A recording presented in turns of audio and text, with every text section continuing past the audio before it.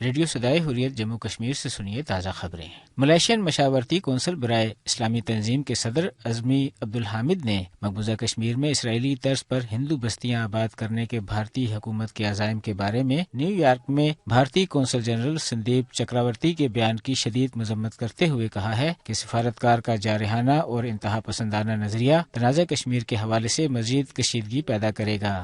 امریکہ کی سیراکوز یونیورسٹی میں انتھروپولوجی کی پروفیسر مونا بھان نے بھارتی سفارتکار پر تنقید کرتے ہوئے کہا کہ یہ کشمیری پنڈتوں کے لیے بدنما اور متشدد طریقے سے دوبارہ سے ایک خوبصورت گھر بنانے کی کوشش ہے۔ مونا بھان نے، جو خود ایک کشمیری پنڈت ہیں، افسوس ظاہر کیا کہ ان کی برادری کو درپیش مشکلات کو دفعہ 370 اور 35A کو منسوخ کرنے کے لیے جواز کے طور پر استعمال کیا گیا۔ سویڈن نے مقبوضہ کشمیر میں مسلسل بھارتی محاصرے اور مواصلاتی ذرائع کی معطلی پر تشویش کا اظہار کیا ہے۔ سویڈن کی وزیر خارجہ این لنڈے نے اپنی پارلیمنٹ میں خطاب کرتے ہوئے بھارت پر زور دیا کہ وہ مقبوضہ کشمیر میں نافذ تمام پابندیاں اٹھائے اور اس مسئلے کا کشمیری عوام کی خواہشات کے مطابق سیاسی حل نکالا جائے۔ یاد رہے کہ مقبوضہ کشمیر میں 117 روز سے جاری بھارت کے سخت فوجی محاصرے اور مواصلاتی پابندیوں کے باعث نظام زندگی بری طرح مفلوج ہے۔ قابض انتظامیہ کی طرف سے لوگوں کو نماز جمعہ کے بعد بھارت مخالف مظاہروں سے روکنے کے لیے آج سخت پابندیاں نافذ کی گئی ہیں۔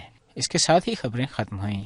مودی مافیا کی بلی رفتہ رفتہ تھیلے سے باہر آ رہی ہے۔ جموں کشمیر کے لوگوں کی زمینوں پر قبضے کے عمل کا آغاز رفتہ رفتہ ہو چلا ہے۔ پہلے وادی کشمیر میں لوگوں کی زمینوں پر فوجی کیمپ بنائے گئے۔ اب جموں کے باسمتی چاول اور سبزی اگانے والے کاشتکاروں کو ان کی 5,500 زرعی اراضی سے محروم کر کے 1,450 کسانوں کو بے گھر کر دیا گیا۔ عجیب المیہ ہے کہ لوگوں کو بے گھر اور بے در کرنے کے ساتھ ساتھ انہیں معاوضے بھی نہیں دیے جا رہے۔ گویا پہلے جموں کشمیر میں صرف مسلمان ہونا جرم تھا، اب جموں کشمیر کا شہری ہونا ہی بڑا جرم قرار دے کر ہر طبقے اور ہر مذہب کے لوگوں کو نشانے پر رکھ لیا گیا ہے۔ سنیے رنگ روڈ کسان سنگھرش سمیتی کے نمائندوں کی پریس کے سامنے دہائی۔ جس کی لاٹھی اس کی بھینس والا کہاوت سنی تھی، لیکن ہمارے کسانوں کے ساتھ جو 5,500 کنال زمین جو ہماری سرکار نے زبردستی، میں کہوں گا لاٹھیوں کے بال بوتے پر ہمارے سے چھین لی ہے، زبردستی، آج دن تک بھگتان بھی نہیں ہوا ہے۔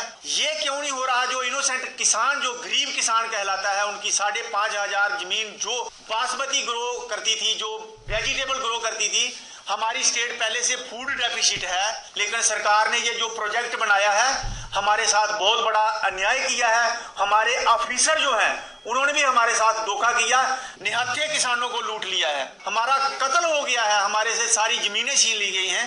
اس کا ہمیں بہت بڑا دکھ ہے۔ 1,450 فیملی بے گھر ہو گئی ہے، اس میں بہت سارے لوگ ایسے ہیں جن کے پاس وہی زمین تھی۔ یہ عمل ظاہر کرتا ہے کہ مودی سرکار کو پورے جموں کشمیر کے لوگوں سے نفرت ہے، جہاں سے وہ انہیں بے دخل کر کے بھارتی ہندوؤں کو وہاں بسانے کا ارادہ رکھتے ہیں۔